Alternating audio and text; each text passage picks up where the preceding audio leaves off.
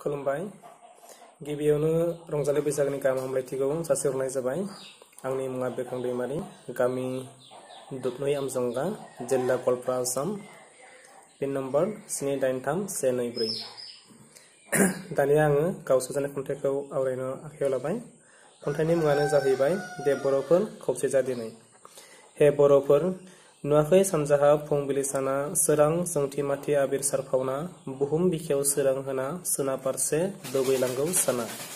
हे बर'फोर, सिखारद' माबार दिनै, मावनांगौ हाबाखौ मावनानै, संसारनि अगियानखौ नेवसिनानै, थालायनांगौ बयबो खौसेयै।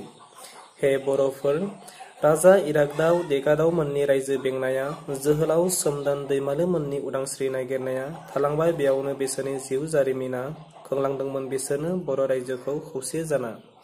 हे बर'फोर, जोबनानै थाङाखै बर'नि जारिमिना, खोन्थागोन डिमापुर माइबं नोगोरा, बेयावनो रायजो खुंदोंमोन बर' हारिया, बेयावनो जोबलांदोंमोन बर'नि जिउ जारिमिना। हे बर'फोर, आखाइनि कलमा बयबो दैखां, उन्दै गेदेर बयबो दावगालां, लामानि जेंना जेंसिखौ बोखारलां, गोजौआव सौहैयागौमानि नाजालां।